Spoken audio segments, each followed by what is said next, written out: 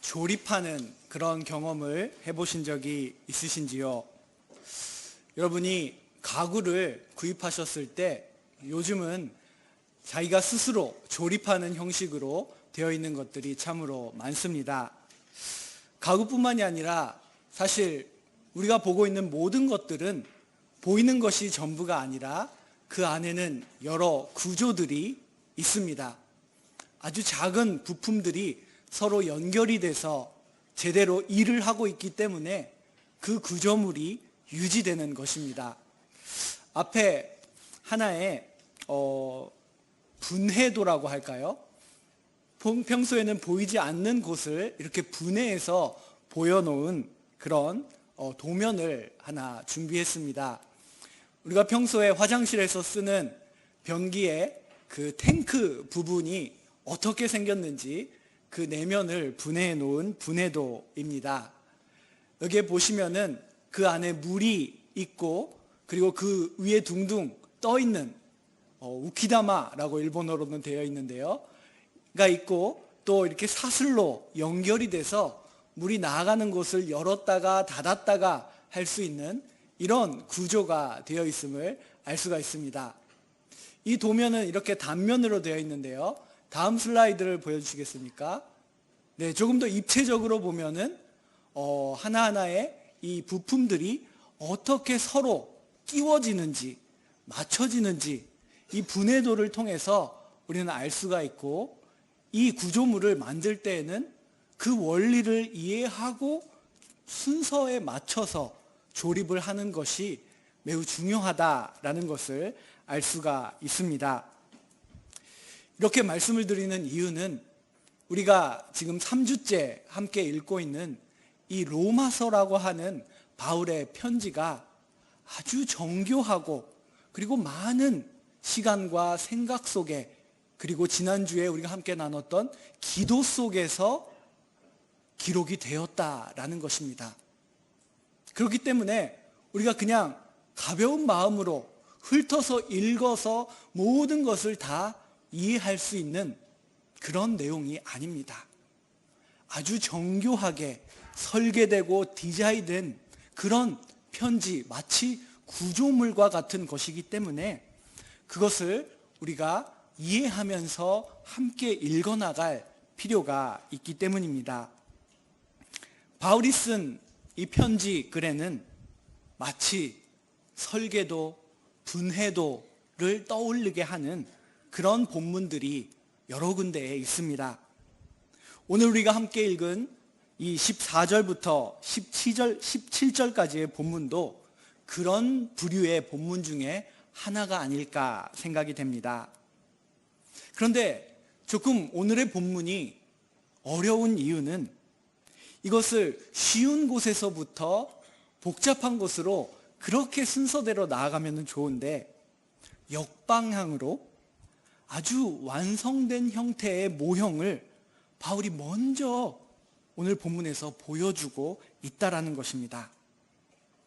여러분이 책을 보거나 아니면 논문을 읽을 때에 그 책이나 논문의 가장 중요한 핵심 부분을 먼저 보여주고 나서 이야기를 전개하고 풀어가는 경우가 있는데, 바울도 그와 유사한 방법을 선택하고 있는 것 같습니다.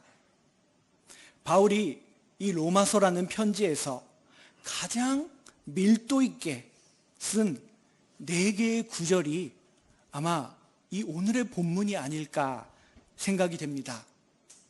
밀도라는 표현을 한 이유는 바울이 사용하고 있는 하나하나의 용어가 아주 깊은 의미를 압축하고 있는 용어이기 때문입니다. 바울이 이런 압축되어 있는 큰 용어들을 연결하고 조립해 놓은 오늘의 본문 이 4구절은 마치 바울이 앞으로 이 로마서 전체를 통하여 이야기하고 싶은 것의 핵심 내용의 축소판, 작은 완성도와 같은 모습이라고 생각할 수 있을 것입니다. 그렇기 때문에 그 안에는 아까 우리가 도면을 본 것처럼 그것들이 어떤 구조로 되어 있는지를 분해해 이해하는 분해도를 읽어가는 과정이 필요합니다. 오늘은 함께 오늘 주어진 이 본문을 작은 조각으로 각 부품으로 나누고 그리고 그것들이 어떤 역할을 하는지 함께 이해하면서 이 로마서를 읽어 나아가려고 합니다. 바울은 먼저 자신이 왜 로마에 가고 싶어 하는지, 왜 쉬지 않는 기도로 계속해서 로마의 성도들을 기억하면서 기도하는지 이미 한번 말했지만 더 자세히 말을 합니다. 또 이러한 설명의 일환으로서 이미 1절부터 7절까지 해서 말했던 복음, 좋은 소식, 그 복음이 갖고 있는 효력, 힘에 대해서 더 자세히 오늘 본문 속에서 설명을 합니다. 바울은 자신이 하나님의 왕이신 하나님의 복음의 전령, 왕의 보냄을 받은 사도로서 지금 로마에 가고자 한다라는 것을 이미 말했습니다.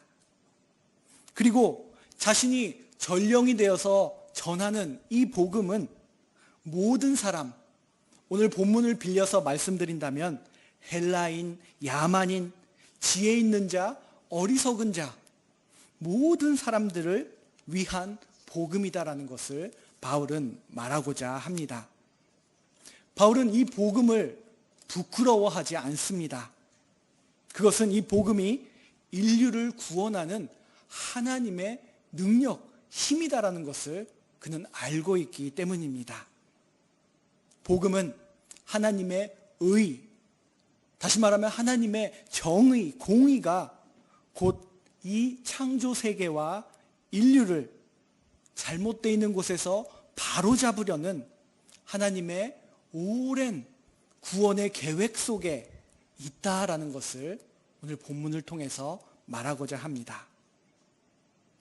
그런데 왜 바울은 16절에서 복음을 부끄러워하지 아니하노니라고 말하고 있는 것일까요?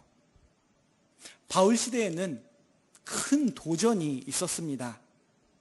우리가 사도행전과 그리고 로마서를 읽기 시작하면서 이미 몇 번 살펴봤듯이 그리스 로마, 그레코 로만 문화가 이 당시의 세계를 지배하고 있었습니다. 특히 이 로만 엠파이어, 로마 제국의 수도에 있는 로마 에클레시아, 아주 가난하고 작은 100명 정도의 그 교회 역시 이 그리스 로마라는 문화의 지배를 받을 수밖에 없었습니다. 황제는 세계의 지배권을 주장했지만 바울은 말합니다.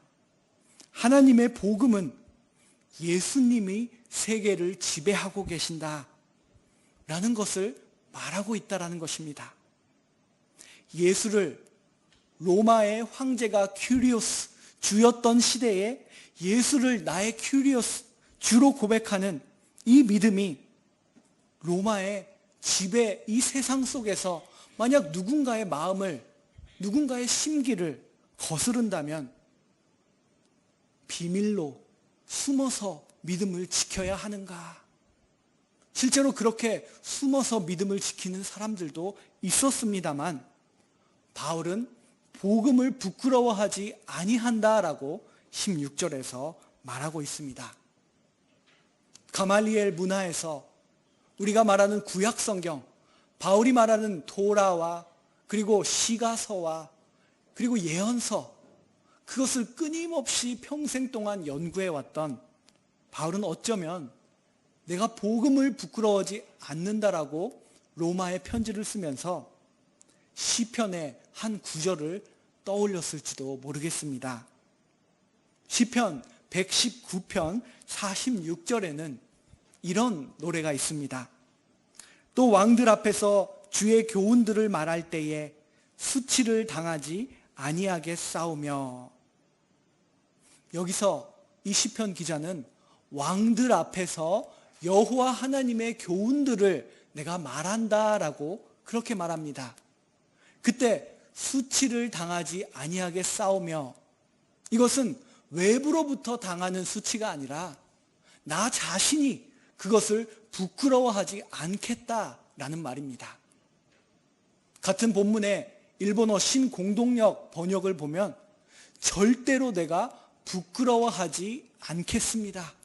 決して恥とすることはないでしょう. 이렇게 번역을 하고 있습니다. 그와 같이 바울은 로마의 황제의 수도인 로마 앞에 있는 이 교회의 성도들에게 편지를 쓰면서 내가 예수 그리스도의 복음을 부끄러워하지 않는다라고 말하는 것입니다.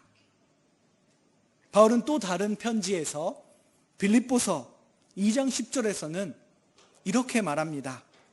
하늘에 있는 자, 땅에 있는 자, 땅 아래에 있는 자들로 모든 무릎을 예수의 이름에 꿇게 하시고, 하나님께서 십자가에 달리시고 죽으셔서 사흘 만에 부활하게 하신 주 되신 예수님을 말하는 이 빌립보서 2장에서 그는 땅에 있는 자들보다 하나님께서 예수를 높이시고 모든 자들이 무릎을 꿇게 하셨다라고 말합니다. 여기 땅에 있는 자들에는 그냥 일반적인 사람들 뿐만 아니라 로마 황제까지도 바울은 염두에 두고 말하고 있다라는 것입니다. 바울은 점잖게 잘 정돈된 문서로 편지를 쓰고 있지만 점잖게 지금 로마의 자존심을 짓밟고 있는 것입니다. 로마인보다 수백 년 앞서 세계를 지배했던 그 유명한 알렉산더 대왕, 그 알렉산더 대왕의 모든 통치 안에 이루어진 문화를 우리는 헬레니즘이라고 합니다. 그 헬레니즘 문화를 자랑하는 헬라인들 혹은 그리스인들, 이 사람들은 세계를 딱 두 가지로 나눠서 봤습니다. 하나는 자신들이 속한 헬라인의 세계, 그리고 헬라인이 아는 그 나머지 모든 것으로 나누는, 그 정도로 자부심이 강한 문화를 갖고 있던 사람이 헬라인들이었습니다. 특히 이 헬라인들은 헬라인이 아닌 모든 그 나머지의 사람들을 야만인이라고 생각했습니다. 일본어 성경은 미개의 사람, 미개인이다라고 번역을 하고 있는데요. 영어를 보니까 barbarians라고 말합니다. 이 barbarians라는 단어가 어디서 왔는고 하니 헬라어 원문 발바로이에서 왔는데요. 이 단어가 표현하는 것은 헬라어처럼 아름답고 유창한 언어가 아니라 마치 뜻도 없는 옹알거리는 것처럼 말하는 사람들이라는 의미를 담고 있는 것입니다. 헬라인들은 자신들의 그 헬레니즘에 자부심을 갖고 그 외의 모든 사람들의 언어를 무시하면서 저 옹알거리는 사람들, 야만인 미개인이라고 생각했던 것입니다. 그리고 그 야만인 중에는 지금 세계를 지배하고 있었던 로마인들 또한 라틴어를 사용했기 때문에 헬라인들한테는 라틴어조차도 옹알거리는 언어로 들렸습니다. 그러면서 14절에서 바울은 말합니다. 헬라인이나 야만인이나, 이 야만인 안에는 로마인도 포함되어 있고 유대인도 포함되어 있고 모든 민족이 다 헬라인에게는 야만인으로 보였기 때문에 그렇게 말하는 것입니다. 지혜 있는 자도 어리석은 자도 다 내가 그들에게 빚진 자라라고 말합니다. 다른 표현을 하면 내가 이 모든 사람들에게 한 가지 책임이 있다라고 바울은 말하고 있습니다. 이 14절 부분에서 우리는 바울이 전하는 복음의 큰 논란거리 중에 하나를 보게 됩니다. 바울이 전한 복음은 유대인이나 헬라인이나 그런 민족의 장벽을 돌파하여서 오직 한 분이신 하나님의 구원하시는 사랑과 능력이 모든 열방의 민족들에게 동등하게 유효하게 나타난다라고 말했습니다. 이것은 오늘 이 짧은 4가지 구절의 핵심이기도 하고 바울이 이 로마서 전체를 통하여 다루려고 하는 주제 중에 하나이기도 합니다.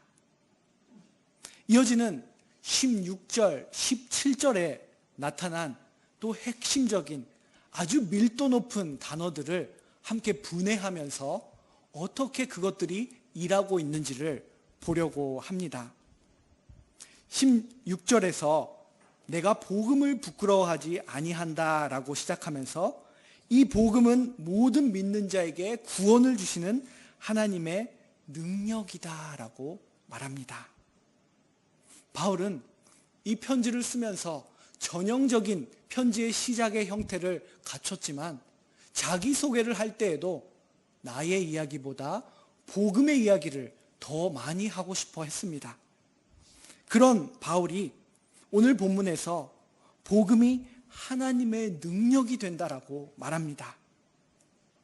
예수님을 죽은 자 가운데에서 다시 살리시고 예수님이 과거뿐만 아니라 현재에 있어서도 참된 하나님의 아들 메시아 그리스도 주이시다라는 것을 바울은 이미 서두에서 언급을 했습니다.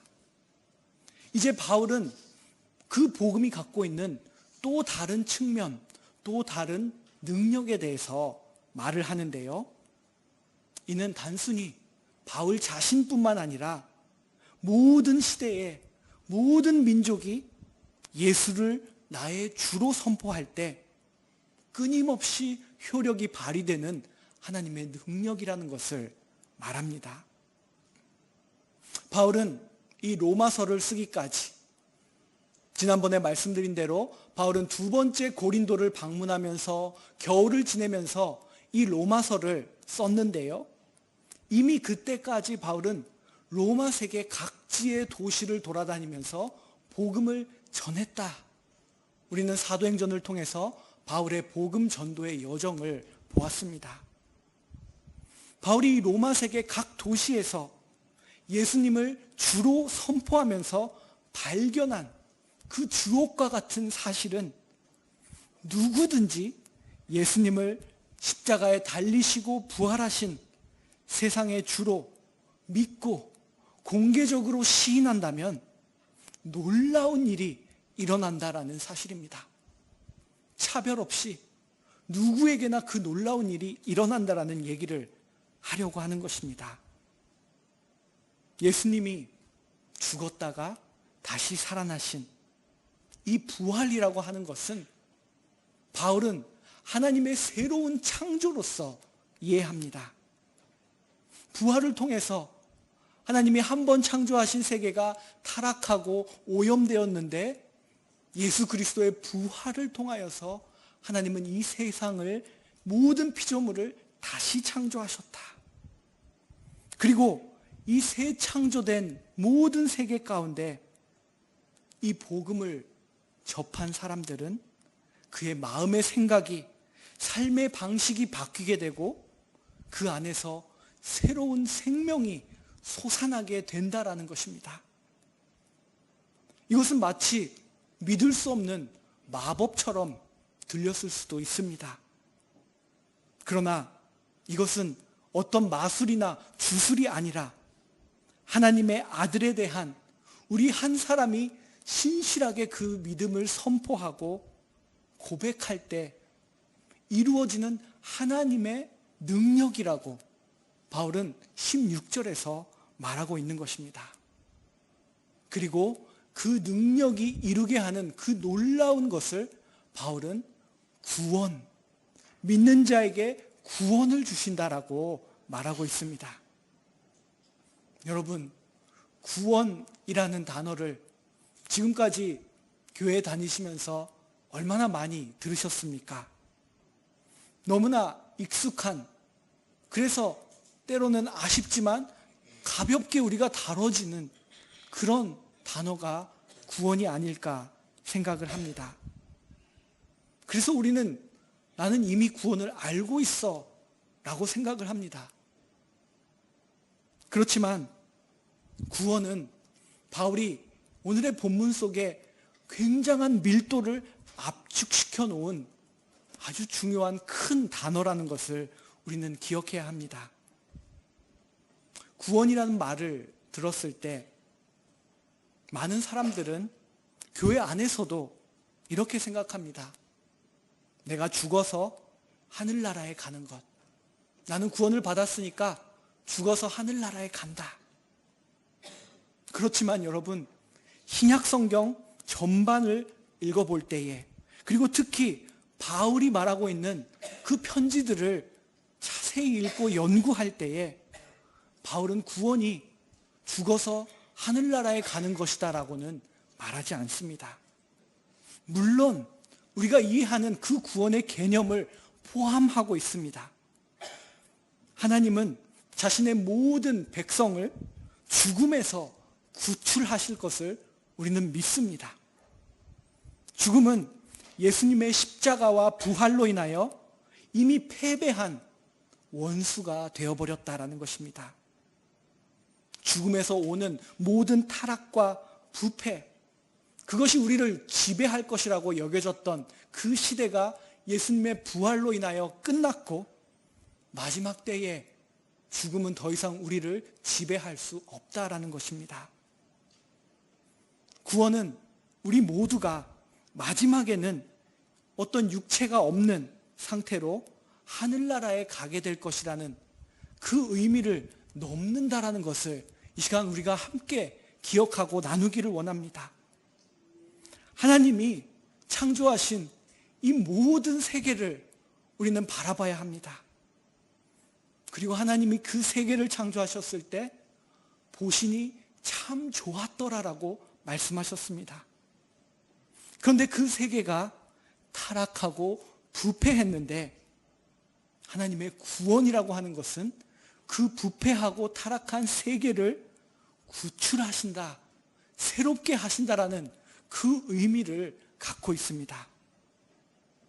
즉 하나님께서 자신의 모든 백성에게 우리 예수님이 부활하신 몸과 같은 새로운 몸을 주심으로써 그들을 하나님의 새 창조의 세계 가운데 영광스럽게 살 수 있게 하시는 것, 그것이 바로 구원이 담고 있는 것이라는 것입니다.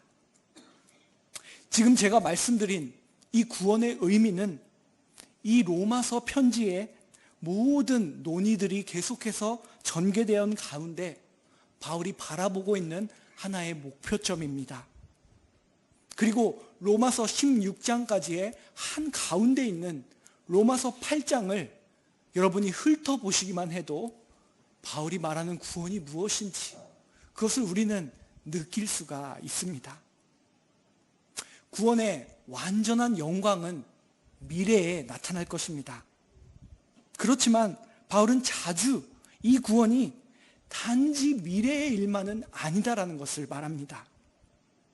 구원은 현재를 향하고 있고 사람들을 죄의 상태에서 현재에서 구출하고 하나님의 백성을 괴로움과 박해로부터 현재에도 구출할 수 있는 힘을 갖고 있다라는 것입니다.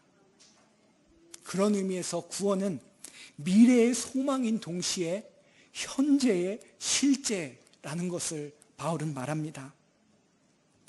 이 구원은 모든 사람들, 모든 믿음을 갖고 있는 열방의 사람들을 위한 것입니다. 우리는 복음의 메시지, 즉 십자가에 달리시고 부활하신 예수님이 세상의 주가 되셨다라는 것을 믿는 것을 바울은 또한 오늘 본문에서 말합니다. 바울이 이 믿음을 말하기 위해서 사용하는 주된 헬라어 단어는 피스티스입니다. 그 피스티스는 여러 개로 일본어나 한국어로 번역이 되지만 사실 바울은 이 피스티스라는 단어를 통해서 이 믿음에 대해서 말합니다. 그렇지만 이 믿음은 결코 우리가 오늘은 비가 올 것 같아, 내일은 날씨가 좋을 것 같아. 이 정도로 우리가 말하는 그 정도의 믿음이 아닙니다.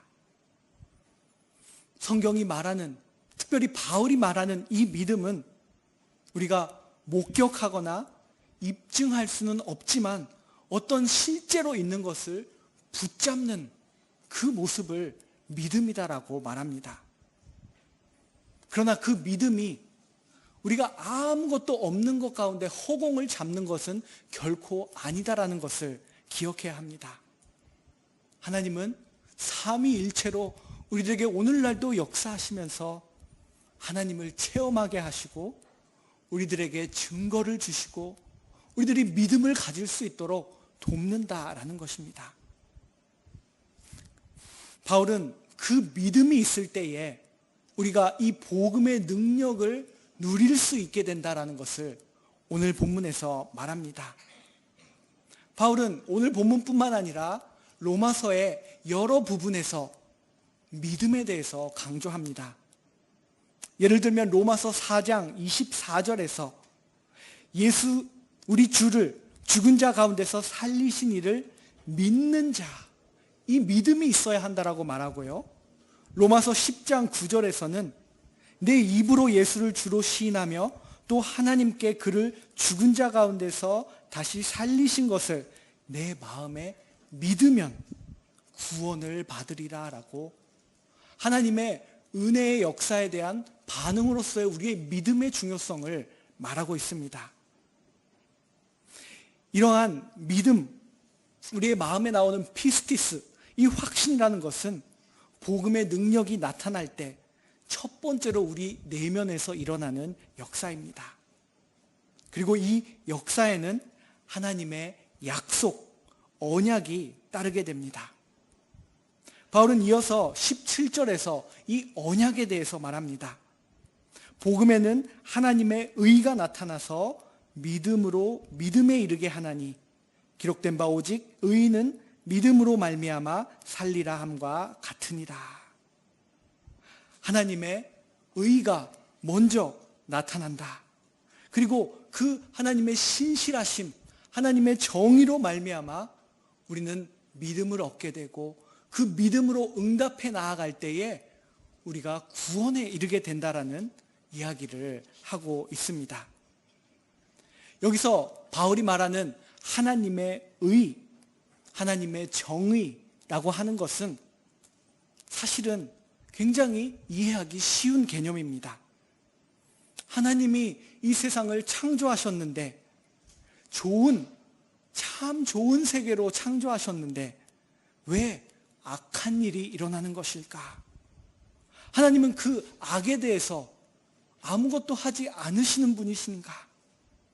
거기에 대한 답이 바로 하나님의 의입니다. 하나님은 이 타락하고 부패한 세상을 바로잡기 위해 필요하신 일을 행하실 것입니다. 그리고 그 방법이 우리가 기대하고 생각하는 것과는 다른 방법으로 행하실 것이기 때문에 우리는 하나님의 역사하심을 깨닫게 될 때 놀랄 수밖에 없습니다. 하나님은 이 하나님의 정의를 이루시기 위하여 한 사람의 가족을 부르셨습니다. 그리고 그 사람과 그 가족과 구원의 언약, 협약을 맺으시는 방법으로 하나님의 정의를 이루신다라고 바울은 말합니다. 바로 우리가 잘 알고 있는 갈대아 우르에 살고 있던 그 한 사람 아브라함입니다. 아브라함과 그의 가정을 부르셔서 세상의 나머지 모든 열방의 백성들을 구원하시는 하나님의 그 계획을, 그 미션을 짊어지도록 삼으셨다라는 것입니다. 바울은 하나님께서 택하신 구원을 위한 이 방법 속에서 하나님의 의로우심과 정의를 보고 있는 것입니다. 그런 의미에서 바울이 말하는 이 17절의 하나님의 의는 조금 더 풀어서 분해해서 말씀을 드린다면 하나님의 언약적인 정의, 하나님의 약속 속에 있는 신실하신 정의라고 말할 수가 있습니다. 바울은 지금 여기서 살짝 내비치는 이 아주 핵심적인 이 내용을 앞으로 이 편지 가운데 더 풀어서 설명하고 로마 성도들에게 말할 것입니다. 오늘 이 네 본문을 통해서 바울은 선언합니다. 예수님의 복음을 우리가 받아들이고 그것을 선포할 때에 하나님의 구원이 임하고 하나님의 정의가 이 부패한 세상을 바로잡을 것이다. 그때 필요한 믿음을 우리가 함께 붙잡고 나가자. 그것이 얼마나 중요한지 바울이 오늘 본문을 통해서 말합니다. 이 믿음을 갖고 살아가는 의로운 삶, 이 이야기를 하고 싶어서 바울은 구약 성경을 예언서를 살펴보고 하박국을 끌어주 지금 인용하고 있습니다. 17절에서 바울이 하박국을 이용해서 말합니다. 의인은 그의 믿음으로 말미암아 살리라. 오늘 말씀에 있는 이 바울이 전하는 아주 압축된 이 내용, 그 완성도를 보고 함께 분해하면서 바울이 말하고자 하는 이 큰 구조물, 그 복음을 함께 누리고 살아가는 저와 여러분이 되기를 간절히 소망합니다. 기도하겠습니다. 아버지 하나님, 저희들에게 바울이 정교하게 기도 속에서 고민하며 쓴 이 로마서를 함께 읽게 하시니 감사합니다. 하나님의 의가 무엇인지, 구원은 어떤 것이며 우리가 믿음으로 어떻게 살아가야 하는지 이 주어진 한 말씀 한 말씀을 우리의 믿음의 생활 속에서 풀어가고 실천하면서 그 하나님의 크신 축복을 누리고 모든 민족에게 전하며 나아가는 우리 복된 하나님의 백성들 될 수 있도록 도와주시옵소서. 예수 그리스도의 이름으로 기도드립니다. 아멘. 찬송가 436장